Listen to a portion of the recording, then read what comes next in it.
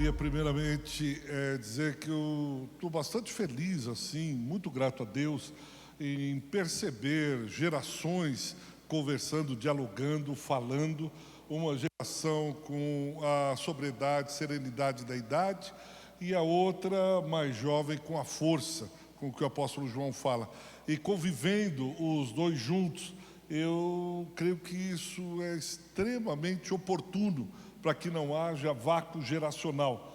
Então, muita alegria mesmo, de coração, que nós possamos estar entre amigos e permitido que os jovens falem, os mais velhos ouçam, os mais velhos falam, os mais jovens ouçam. Eu creio que isso vai, de alguma maneira, reverter em coisas boas, muito boas mesmo.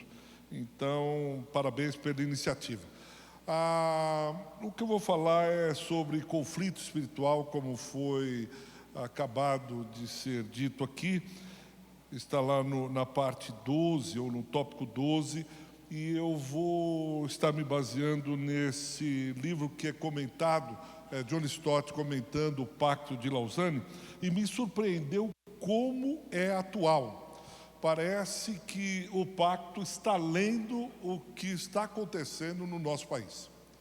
Eu posso falar com experiência, pela minha experiência, porque é a experiência que eu mais conheço, é a minha experiência, de como está sendo, como é atual o Pacto de Lausanne. Não sei se vocês perceberam aqui, quando foi lido, o que está acontecendo no Brasil é muito próximo, muito parecido. É uma leitura precisa do que nós estamos vivenciando como evangélicos.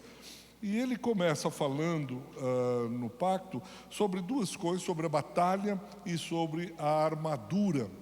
E eu lembro de uma vez um pastor dizendo, analisando o neopentecostalismo, ele disse, olha, uma coisa foi boa do neopentecostalismo. E eu perguntei para ele o que exatamente. Ele disse, olha, trouxe de volta a consciência à igreja de que abaixo da linha do Equador o bicho pega. Ele falou assim, o bicho pega. A batalha espiritual é real. E o neopentecostalismo veio nesse enfrentamento, falando, olha, tem demônios, tem batalha espiritual, tem conflitos. Nós temos, quando em 1977 começa o neopentecostalismo, marcado pelos cientistas sociais, e aí você percebe eles indo e fazendo obras em cemitérios, e aquela repercussão toda. De alguma maneira trouxeram à tona, se para o bem ou para o mal, cada um julgue, mas trouxe essa questão da batalha espiritual. E Stott fala sobre batalha e armadura, de como devemos ter consciência da batalha espiritual, mas também daquilo que Deus deixou para que nós pudéssemos lutar essa batalha. E depois ele, em termos de armadura, ele diz que as três principais armas da armadura dos ataques satânicos, ele enumera erro, mundanismo e perseguição. O erro, ele diz, tanto fora como dentro da igreja, fora com falsas ideologias. E aí nós aqui no Brasil vivenciamos essas questões ideológicas bem de perto, principalmente na área política. E nós vamos discernir isso. Nós vamos entender que o ódio, a vingança não fazem parte. Nós vamos discernir até onde vai a militância, até onde vai o ódio, a vingança, o combate contra irmãos e não contra ideologias. E dentro ele comenta acerca dos falsos evangelhos. E ele diz lá que torce as escrituras, que colocam o homem no lugar de Deus. Eu vou passar nessa primeira parte rapidamente, os comentários, e depois eu quero ilustrar com a parte bíblica. O segundo ataque, o primeiro erro, o segundo, o mundanismo. E o mundanismo, Stott diz aqui, como uma concepção de mundo. Tudo aquilo que é secular, tudo aquilo que... O mundanismo é a visão do mundo. O mundo é aquilo que não faz parte das coisas concernentes ao reino. E ele diz, olha, a questão do mundo, do mundanismo, é o pensamento, é a ação daquilo que é o secularismo. E aí ele vai pontuando um desses mundanismos, e é impressionante, ele fala do crescimento numérico da igreja. Esses dias estava retomando a leitura de Orlando Costas, e Orlando Costas também é cirúrgico em fazer uma crítica ao crescimento numérico. Ele diz, olha, não sou contra o crescimento numérico da igreja, mas o crescimento numérico não é o único vetor, o único indicador de uma igreja saudável. Aí ele trabalha a questão do crescimento orgânico, crescimento conceitual da doutrina. Uma obra assim belíssima do Orlando Costas, sobre esse crescimento, não ficar nessa fissura, nesse desejo pelo crescimento numérico. E eu confesso que muitas vezes nós entramos nesse espírito mundano. Algumas vezes eu vou em algumas reuniões de pastores que eu me sinto como se estivesse numa mesa de pôquer. Quantos membros tem a tua igreja? E eles colocam lá as cartas, trinca, zap, sei lá o quê. E você diz, olha, mas eu só tenho 10. Nossa, 10! A ponto de um pastor perguntar, olha, quantos membros tem sua igreja? Eu falei, ele disse, Bitum, você não adianta. Eu disse, mas ele falou, eu vou aceitar um dia para tomar um café com você, para te ensinar como faz a igreja crescer. Não é possível que você continue assim. Eu disse, eu tenho certeza que eu não estou em pecado, porque eu confessei agora de manhã e não tinha nada. Não, mas você precisa saber como é que cresce e tal.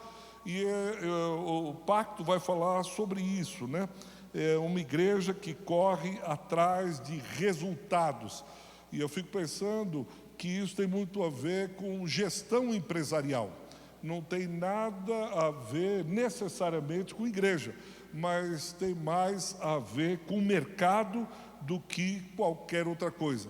E nós precisamos de um modo discernir essas forças do mal que nos atacam de uma maneira sutil.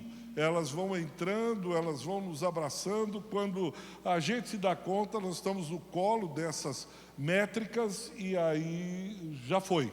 Só Jesus da causa, como o pessoal fala. E uma dessas lutas, né, um texto que veio ao meu coração quando eu estava pensando nisso, algumas vezes já tenho falado e quero gastar um pouco de tempo sobre isso, está lá em Atos capítulo 16, quando Paulo está indo lá para Filipos, e depois da conversão de Lídia, ele está saindo para um lugar de oração, e sai uma jovem possessa de espíritos diabólicos. Ela tinha o espírito no grego de Piton. Ela descobria, ela adivinhava o que iria acontecer. E o que me chamou a atenção nesse texto, e eu ficava o tempo todo lendo, dizendo, por que Paulo demorou tanto para fazer alguma coisa? Porque ela ia atrás dos apóstolos e ficava atrás de Paulo, olha, esses homens são homens que pregam a verdade. E eu ficava pensando, puxa, Paulo, você é o Paulo. Era só você olhar e dizer, sai, acabou. Agora, diz que por muitos dias, esse espírito fica, olha, esses homens, olha. Com certeza, Paulo estava assim, não, fala mais um pouco. Fala também da revelação que eu tenho. Não, continua, por favor. Deixa eu chamar meus amigos e tal. Fale aí quem eu sou, etc. Eu, com certeza, não era isso. Mas eu pude entender que Paulo, ele tem esse discernimento que a batalha espiritual, ela não é apenas e tão somente individualizada com o indivíduo, mas ela abrange a estrutura da sociedade. Paulo, de alguma maneira, sabia que a hora que ele mexesse ali, porque ela era fonte de grande lucro, a mulher possessa de um espírito maligno que estava atrás de Paulo, dizendo, olha, esse é um homem de Deus, esse homem prega a palavra, etc. Por detrás daquilo havia uma estrutura social totalmente comprometida na exploração daquela mulher, como a Cláudia falou aqui, da exploração de crianças, da pedofilia, a exploração do trabalho escravo, etc, etc. Tem uma estrutura que muitas vezes nós não enxergamos. E eu penso que Paulo enxergou isso e disse, vai chegar o momento de atacar a estrutura. E que ele sabe que a hora que ele pôs o dedo lá na ferida da sociedade, a hora que ele mexeu na estrutura, a estrutura veio abaixo. porque assim que o espírito de adivinhação saiu daquela mulher, imediatamente os donos, os exploradores, os donos do negócio da sociedade foram e denunciaram Paulo, dizendo: esse homem não para de falar contra os costumes de Moisés. Misturaram religião, mas a única coisa que realmente interessou a eles era a fonte de lucro. Eles ganhavam muito dinheiro. E eu fico pensando na batalha espiritual, enquanto a igreja está chegando e não mexe na estrutura, enquanto a igreja está indo, mas não mexe na exploração, enquanto a igreja está caminhando, prefeito, governador, amigos da igreja, todo mundo está dando tapinha nas costas, essa é uma igreja, uma bênção, eu vou visitar.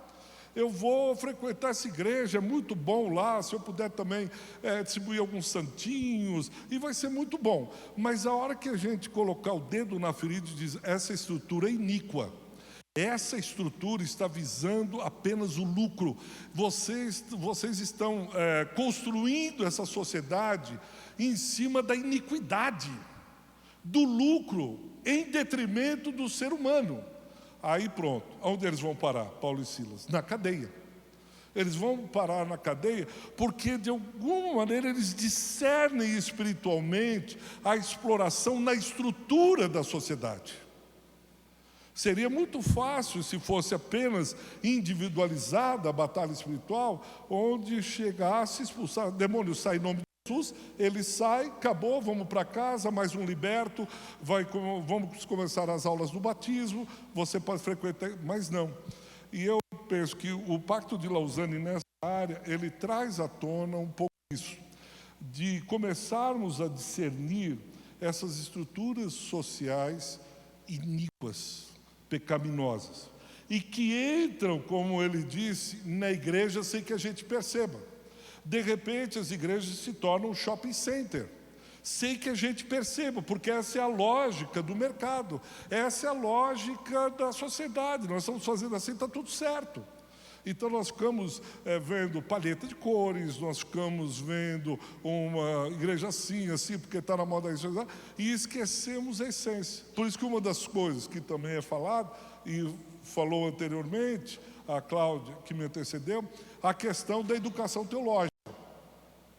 Não só isso, nós precisamos estar certos de que quando mexermos as estruturas, nós iremos para as cadeias, nós não seremos mais chamados para as festas da cidade. Talvez o pessoal não goste tanto da gente assim, talvez o pessoal não vá fazer nenhuma matéria no Globoplay sobre a gente, porque vão falar: olha, esse pessoal aí está tirando a fonte de lucro da gente. Nós não vamos mais ter o que a gente tem.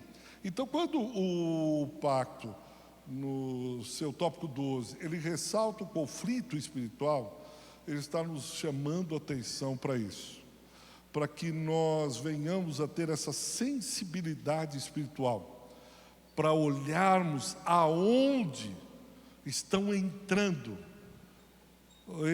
essas ideologias, esses espíritos de grande lucro, e lembrarmos o que foi também falado. Por isso que eu acho muito bonito o pacto, porque ele é um tomo, é uma coisa única.